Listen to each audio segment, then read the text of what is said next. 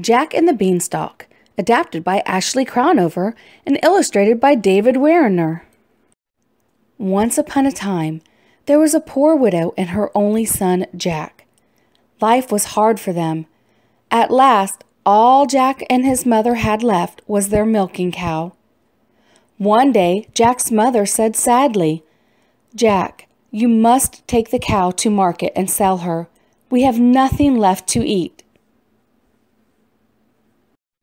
Jack loved his cow and didn't want to sell her, but he knew there was no other choice, so he set out early the next day for market. On the way, Jack met a strange old man who offered him 5 beautiful rainbow-colored beans in exchange for the cow.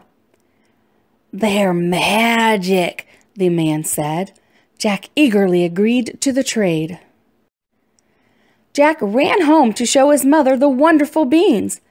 But when he told her what had happened, she was very angry.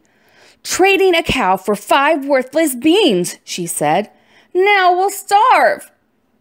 She threw the beans out the window, and they both went to bed hungry. When Jack woke the next morning, he found that an enormous beanstalk had sprung up outside the window.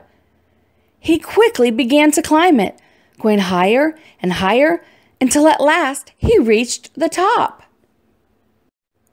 There, Jack saw an enormous castle.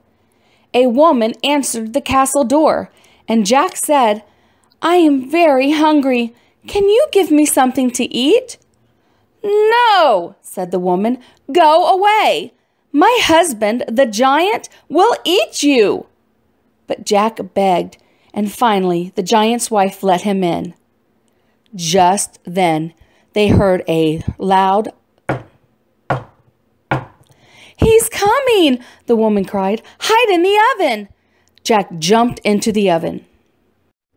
The giant came in shouting, "Fee, fi, fo, fum! Look out, human! Here I come! Eyes, ears, hands, and feet! I smell something good to eat!" "Nonsense," said his wife.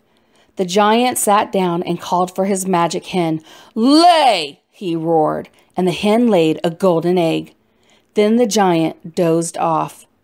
Jack crept out of the oven, snatched up the hen, and ran away as fast as he could.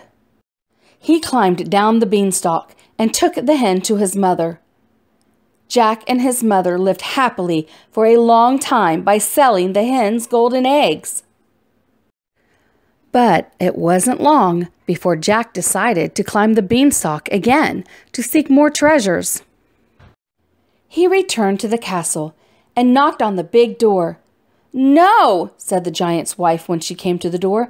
"The last time I fed you, you stole my husband's hen." But Jack begged, and the giant's wife let him in. Just then they heard a loud "Quick," said the giant's wife, "hide in this kettle." The giant came in shouting, "Fee, fi, fo, fum! Look out, human! Here I come! Eyes, ears, hands, and feet! I smell something good to eat!" "You're always saying that," his wife replied. "Come eat your supper." After supper, the giant got out his enchanted harp. "Play!" commanded the giant, and the golden harp began to play all by itself. After a while, the giant fell asleep, snoring loudly. Jack jumped out of the kettle and grabbed the harp. The harp cried out, "Master! Master!" The giant awoke and ran after Jack. Jack climbed down the beanstalk with the giant close behind him.